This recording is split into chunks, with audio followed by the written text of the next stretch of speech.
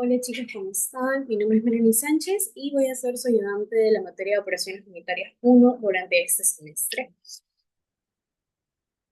El día de hoy vamos a ver procesos industriales, específicamente vamos a ver cómo entender diagramas de flujo de proceso y cómo reconocer los equipos dentro de los mismos.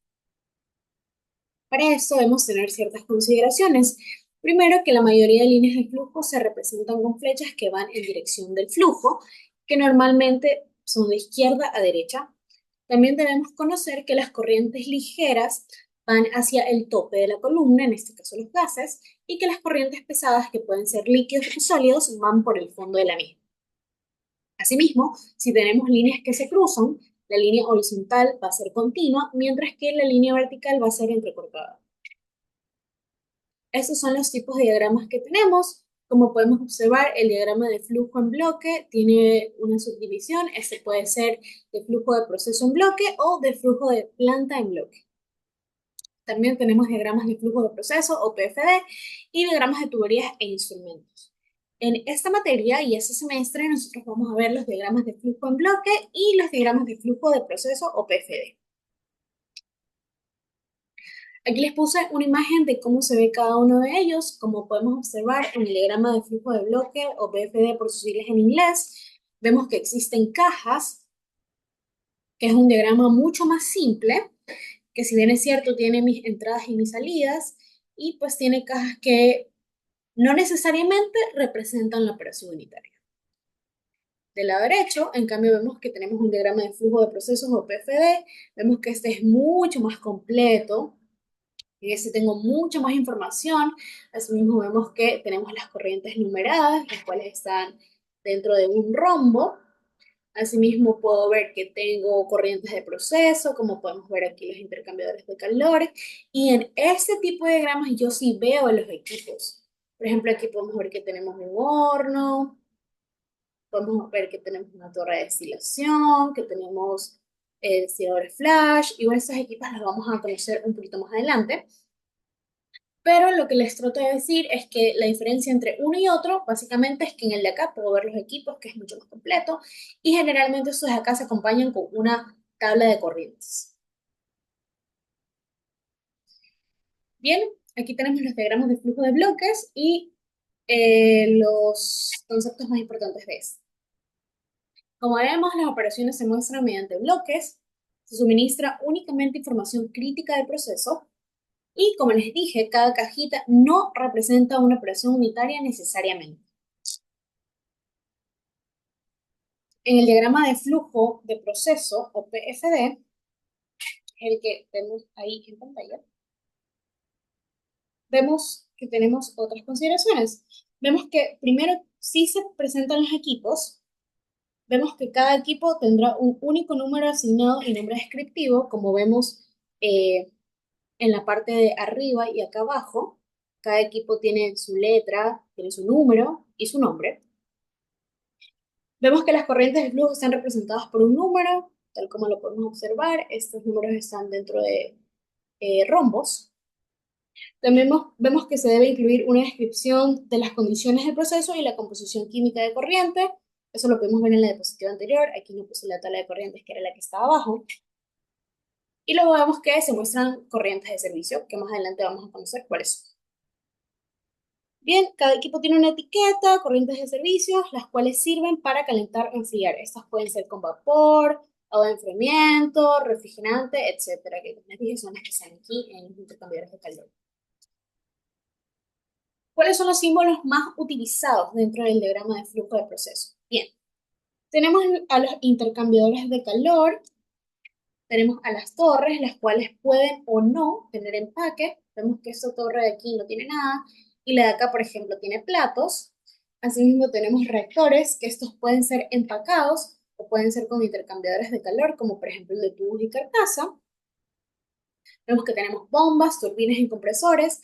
Asimismo, tenemos vasijas, que estas son utilizadas para flash. Tenemos tanques de almacenamiento, tenemos quemadores. Estos quemadores aquí son hornos para cuando tenemos que llevar temperaturas mayores a 270 grados. ¿Ok? Ahí entran en juego estos quemadores, cuando necesito procesos a altas temperaturas. Luego tenemos entradas al proceso, salidas al proceso, números de corriente en rombos, como ya lo habíamos visto, banderas de instrumento, válvulas que pueden ser de control o globo. Y bien, aquí es importante que conozcan la simbología de los equipos y de estos de acá que tengan en consideración cómo se ven las entradas y cómo se ven las salidas, ¿ok? Ahora, tenemos convenciones y simbología. Bien, como mencionamos anteriormente, cada equipo debe tener un nombre y asimismo debe especificar el área en el cual se encuentra. Por tanto, vemos aquí que tenemos un compresor y después de la raya tenemos tres números. Primero que nada, antes de la raya vemos una sola letra. Esa letra representa al nombre del equipo, el cual está en inglés. Por tanto, vemos que la bomba tiene una P y no una B. Todas esas simbologías son de inglés. ¿Ok? Entonces, primero, la simbología del nombre de mi equipo. En este caso, un compresor. Por tanto, C. Luego viene una raya de separación y vemos que el primer número representa el área de la planta. Porque en una planta existen muchos procesos. Entonces, mis equipos pueden estar ubicados de acuerdo al proceso que se esté llevando a cabo. Luego de este número que representa el área de la planta, tenemos el número de equipo en la sección. El número de equipo dentro de esta área que yo estoy considerando. En este caso vemos que tenemos un compresor en el área 500 y es mi primer compresor. Si yo tuviera otro compresor, esto sería C502. ¿Ok? Ahora vemos que tenemos corrientes de servicio. Estas corrientes de servicio, como les dije, generalmente sirven para enfriar o calentar una corriente. Vemos que tenemos aquí vapor de baja, media y alta presión. Debemos saber que en las calderas es el lugar en donde yo produzco el vapor para utilizar en mi proceso. Asimismo, debo tener en consideración que de acuerdo a la presión de saturación, yo puedo tener vapor de alta, media o baja. Y como ven, aquí les puse este número remarcado que es 270. Esto es porque la máxima temperatura que puedo tener en una caldera es 270.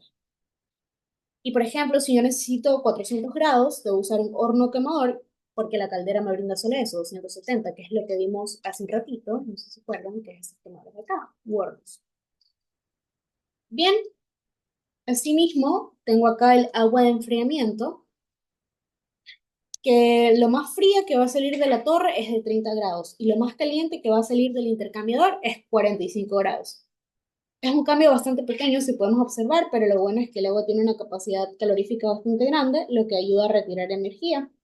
Entonces, por ejemplo, si yo necesito una corriente menor a 30 grados, lo que debería hacer es utilizar un refrigerante, pues no, porque vemos que el agua solo me puede dar de enfriamiento, lo máximo que voy a rezar es 30 grados. Asimismo, del lado de acá vemos que tengo el NG, que es el gas natural, el gas combustible. Nuevamente les digo, todas estas siglas están en inglés. Y el FO, que es el aceite de combustible. Estas que tienen flechitas son las más importantes, las que generalmente vamos a ver nosotros durante el curso. Entonces, para que no tengan que, ay, perdón, para que no tengan que aprenderse todo esto, es importante que las conozcan, pero las que tienen flechas son las más comunes. Ok, ahora tenemos las principales operaciones unitarias de separación. Vamos a empezar con la destilación.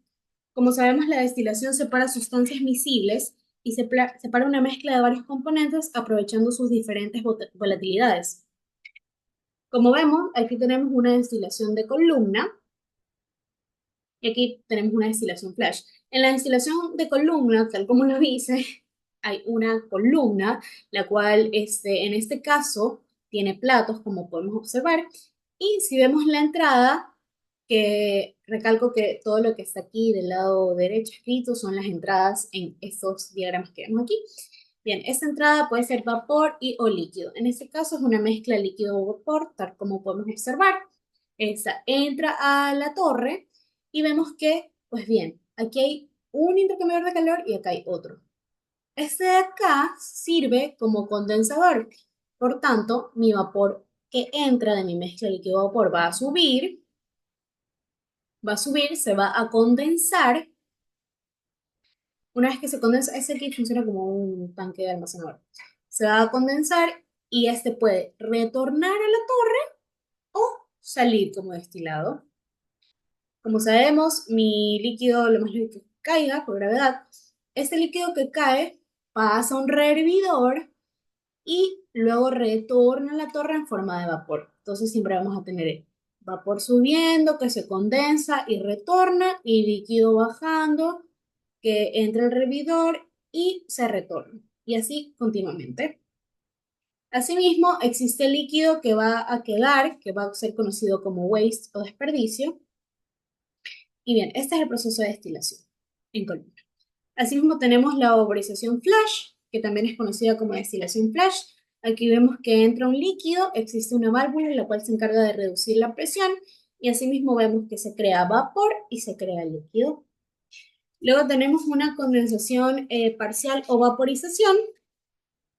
Sabemos que la condensación es un cambio de materia, el gas pasa a fase líquida, y sabemos que la vaporización o evaporación es un proceso físico de cambio de fase a través del cual se pasa de un estado líquido o sólido a un estado gaseoso. Entonces, asimismo, vemos que aquí hay un intercambiador de calor. Esto es para que se pueda producir el cambio de fase. Luego tenemos la absorción con B. Entonces, sabemos que la absorción consiste en la separación de uno o más componentes de una mezcla gaseosa con la ayuda de un solvente líquido, el cual forma una solución. Otro concepto que podemos decir de esta operación unitaria es que elimina un componente de interés presente en una corriente gaseosa mediante la utilización de un disolvente líquido. Entonces, teniendo este concepto en mente, sabemos que entra vapor a la torre y asimismo debe entrar un líquido, que en este caso es el líquido que es el líquido absorbente, que también es conocido como MCA.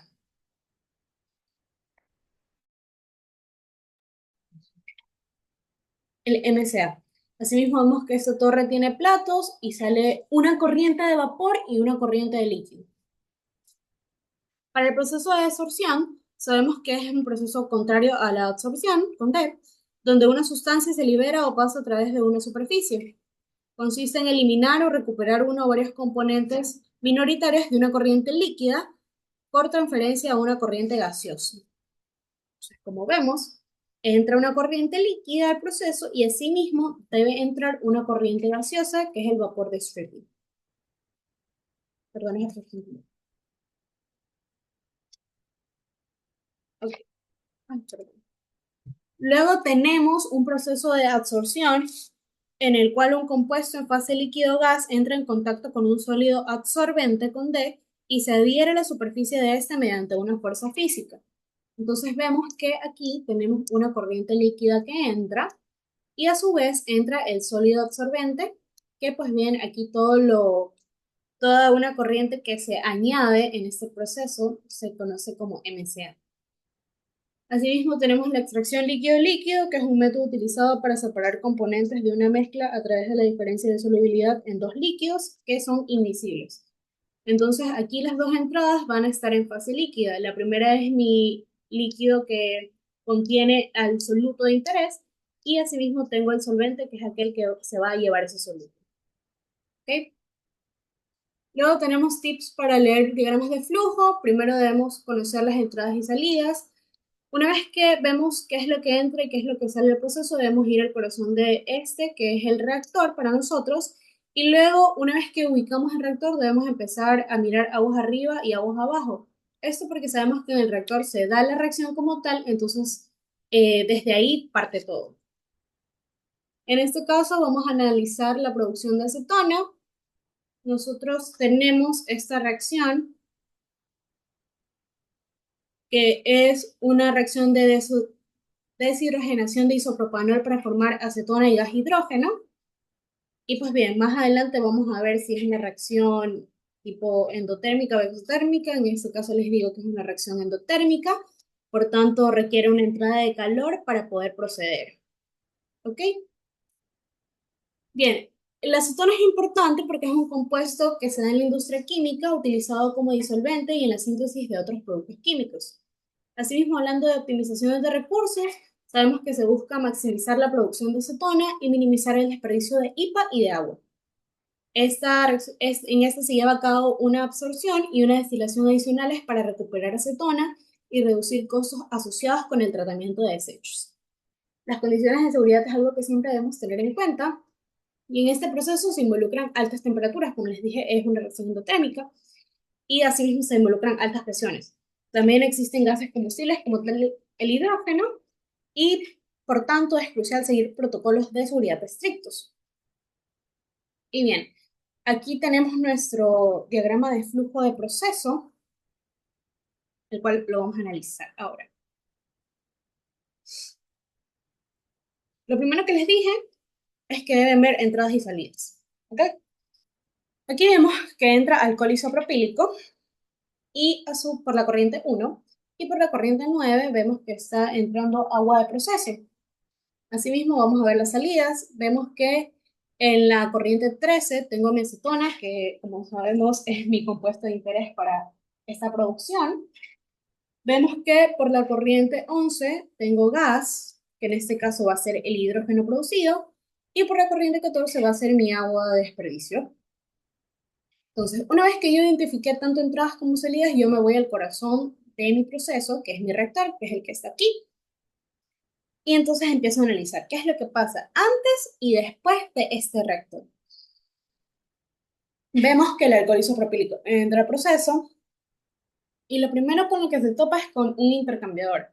Este intercambiador vemos que maneja alta presión, ¿verdad? Entonces, como les dije hace un rato, lo máximo que me puede aportar ese calor de presión es los 170 grados. Entonces, vengo y caliento. Una vez que caliento, pasa a mi reactor. Pero si se dan cuenta, tanto en la corriente 3 como en la 4, esta mezcla que entra aquí en mi reactor pasa a un horno. Por tanto, yo puedo decir, bien, mi reacción debe ser una temperatura mayor a 270 grados. Entonces, no solo me sirve aquí calentarla, necesito algo mucho más fuerte. Eso me brinda el horno que está acá. Entonces, entra, como mi reacción se da a temperaturas altas, la paso por un horno y una vez que la caliento, retorna al reactor y ahí es en donde se da la reacción. Una vez que reacciona, vemos que pues sale aquí mi mezcla por la corriente 5 y se topa con un intercambiador de calor que vemos que trabaja con agua fría, por sus siglas en inglés. Entonces, ¿yo qué puedo asumir? Que de aquí salió un vapor. Mi temperatura claramente se dio a perdón, mi proceso claramente se dio a una temperatura bastante alta, ¿no? Entonces, lo más lógico es que pues salga vapor o una mezcla líquida de vapor. En este caso, como vemos que aquí tenemos un intercambiador de calor que tiene agua fría, y pues bien, luego analizando lo que pasa acá, hasta ahora yo digo, bueno, puede ser vapor o puede ser una mezcla líquido como primera parte. Entonces, como yo no estoy segura, vengo y analizo lo que pasa después. Vemos que lo que sale es este intercambiador de calor entra a una vasija. Yo les dije que las vasijas generalmente se utilizan en flash. Entonces, de esta vasija, si se acuerdan, también se da en un proceso de destilación, vemos que sale un vapor y sale un líquido. Entonces, tiene sentido que por acá entre una mezcla líquido-vapor, pues, ¿no? Entonces, ¿qué pasó aquí? Mi mezcla entró, se calentó, no fue suficiente, así que la calenté más, reaccionó y luego la enfrié. La enfrié para que se me haga una mezcla líquido-vapor. Esta mezcla líquido-vapor entra a mi destilación flash y por aquí, por la parte de arriba, recuerden, siempre salen los livianos, en este caso los gases, sale mi gas y por acá sale mi líquido. Bien, entonces nos vamos para acá arriba, ¿ok? Este equipo de aquí por el momento yo no sé qué es, entonces voy a analizar cuáles son las entradas. Lo único que sé es que está empacado. ¿Cómo sé que está empacado? Porque aquí vemos que tiene una X, ¿no? Que no está así sin nada, tiene un empaque. Entonces, vemos que a este equipo entra vapor, que es el que salió de acá de mi destilación flash, y yo veo que tiene otra entrada. Si yo sigo el camino de la flecha, veo que es agua. Entonces yo digo, ok, tengo una operación unitaria en donde hay dos entradas, y veo así mismo que en este caso sale gas, que como sabemos por la reacción anterior, va a ser hidrógeno y sale líquido. Entonces, yo pienso, ¿qué operación unitaria tiene una entrada de gas y una entrada de líquido? Y pues bien, así mismo debo analizar qué es lo que está pasando, pues no. En este caso, este equipo es una absorción. una absorción con B. En este caso se alimenta mi gas y este líquido que entra acá va a ser mi líquido absorbente, que generalmente el líquido absorbente es agua. Y pues bien, aquí casualmente es agua. Entonces bien, sale mi hidrógeno y sale mi líquido. Sale mi líquido. Y luego vemos que, pues bien, ya terminamos toda esta parte. Ahora vamos a ver qué sucede aquí, que es nuestra última etapa a analizar. Vemos que entra perdón, que aquí hay una corriente 12 en la cual veo que tengo una torre que tiene platos. Podría decir que son platos perforados. Y bien, en esta torre vemos que hay algo que sale. Aquí hay un intercambiador de calor con agua de enfriamiento y vemos que hay dos salidas. Eso es lo que es hasta el momento, si no conociera mi equipo. Asimismo veo que por acá hay una salida, que tengo un intercambiador, que algo retorna en la torre y que algo sale. Si ustedes se acuerdan, cuando yo les expliqué la teoría detrás de cada operación unitaria de separación, deberían saber que esto es un proceso de destilación, pues no. En este caso vamos a tener un vapor que sube, se condensa y una parte retorna a la torre y otro sale como destilado, que en este caso es mi acetona o compuesto de interés. Asimismo, voy a tener un vapor que va a bajar, perdón, voy a tener un líquido que va a bajar, sabemos que el líquido cae por gravedad. Aquí, este de aquí funciona como un rehervidor y pues bien, se evapora y regresa a la torre. ¿Ok? Y pues lo que no regresa a la torre sale como agua de desperdicio. Entonces, una vez que hemos leído el diagrama, ya sabemos cuáles son las operaciones de separación, pues, ¿no? Vemos que aquí tenemos una destilación flash, este de acá fue un absorbedor, y el de acá fue una torre de destilación, una destilación en columna. Así es como se leen los diagramas de flujo de proceso. Como les digo, lo importante aquí fue analizar las corrientes de entrada y salida para más o menos saber, por ejemplo, yo aquí sabía que iba a salir el hidrógeno, también analizando la reacción, pues, ¿no?